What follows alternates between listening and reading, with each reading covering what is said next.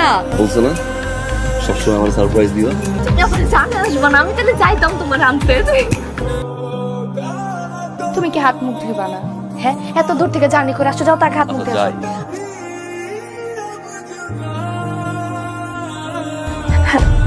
একটা ঝামেলা হয়ে গেছে, তুমি আপাতত আমার আর ফোন দিও না। নয়ন বাসায়, আমি যদি পারি আমি তোমাকে ফোন দেবো, ওকে? আগের বার তো 15 দিনের জন্য আসছিল, এবারও 15 দিন, 20 দিন থাকা যাবে।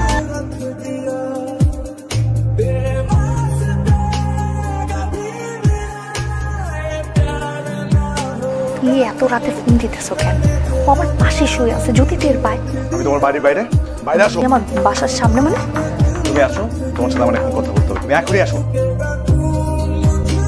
এখন দেখতে পারি কি হবে, বুঝতেছো? লজ্জা করে না? একটা লোক মালয়েশিয়া থেকে চলে আসলো তোমার কাছে বাসা পর্যন্ত, তুমি কিছুই জানো না। আর এখন সাইজা গুইজা লাল শাড়ি পরা ওই বেটার সাথে শুয়ে আসো। তুমি না একটা কথা ভুলে যাও না, আমার সাথে আমার ফ্রেন্ডশিপ ছিল। তুমি আমাকে তোমার প্রতি উইক বানাচ্ছো প্রত্যেকদিন। যে লোকটা নিয়ে আমি বিছানা শুয়ে আসছে সে আমার স্বামী। আর কোনদিন ফোন দিবা না তুমি আমাকে। তুমি বুঝো না আমি তোমাকে ভালোবাসি, আমি রাগের মাথায় বলে ফেলছি। 15 থেকে 20 দিনের জন্য আছে, এরপরও চলে যাবে। একটা দিন শুধু একটু ধৈর্য ধরো।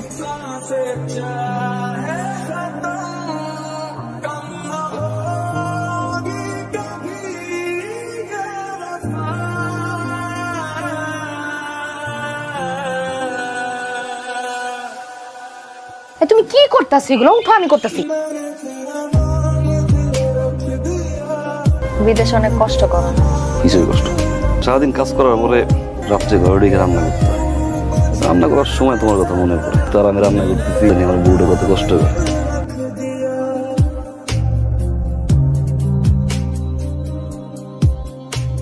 আমার পাখি কাঠ ডালে, তুমি তো খালে মুরগি পালে। বুঝে নেই আসতে ভাই, আর তুমি দার্জিলিং থেকে গান আসতে ভাই। পা ব্যথা করতেছে, অনেকক্ষণ ধরে হাঁটছি না। দাঁড়াও, এই জায়গায় দাঁড়াও, আমি রিক্সা নিই। দাঁড়াও। কি করতেছো গুলা? হ্যাঁ তুমি কি চাও? হ্যাঁ, তোমাকে আমি বলছি আমার 20টা দিন সময় দাও, নয়ন জানি, তারপর আমি তোমার সাথে যোগাযোগ করবো বলছিলাম না? এবার আমার কথা মাথায় আসছে না, তুমি তো দিব্যিক ভেবে। এখন গ্রামের লোকজন যদি দেখে ফেলে তাহলে আমার অনেক বড় ঝামেলা হয়ে যাবে। তুমি তো চাও না আমার ঝামেলা হোক, তাই না? কদিন পরে বাইকে যাচ্ছে, কই যাও? আইতাছি। কি হয়েছে, তুমি এত ফোন দিতেছো কেন? বাইরে একটু দেখা করতে আসো। আমি ব্যাগ গুছাইতেছি, কালকে শাশুড়ি কবর জিয়ারত করতে যাইতে হবে। তুমি ওরে নিয়ে এলাকা থেকে এক পাও বের হবে না। আমি যদি দেখি তুমি বেরোইছো, আমি এক্ষুনি বাসায় এসে ওরে সব বলে দিব। কখন যে ঘুমাই গেলাম। ট্রেনের সময় হয়েছে তো, যাবো না? শরীরটা ভালো লাগতেছে না। আমরা আজকে না যাই, চল ডাক্তার দেখাই। ট্রেনের টিকিট কেটে ফেলছো না, তুমি যাও, আমি বাসায় একটু রেস্ট নিলে ঠিক হয়ে যাবে। আচ্ছা, আমি গ্যাস ওষুধ পাঠিয়ে দিচ্ছি তাহলে। আচ্ছা।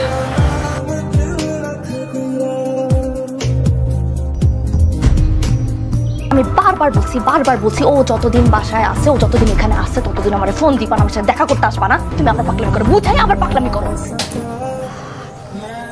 আসলে আমার, তুই এখন আমার ঘর থেকে বের হ। বর্ষা, গেট রাখছো খোলা? কি ব্যাপার, তুমি চলে আসলা যে? ট্রেন তো মিস করছি। আমি বলতেছি তো আমার যাইতে হবে না, তুমি যা হাত মুখ দিয়ে। এগুলো পরে রোগ। আরে বলতেছি না যাবো না, আমি শরীর খারাপ হবে, আমি যাবো এখন। বেরো। বাকি টাকা কই? বাকি 5 লাখ টাকা এখানে বর্ষা।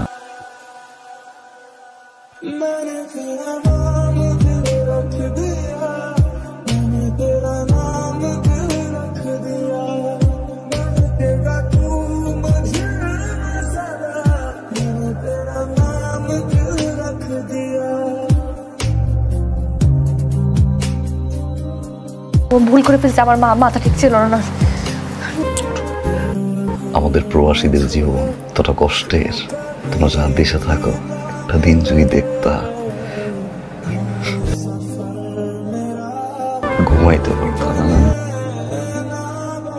তার উপর দিয়ে না কুকুরের মতো ব্যবহার করে আমাদের বসের আমাদের সাথে। ঘন্টার পর ঘন্টা ঘাম ঝরা কষ্ট।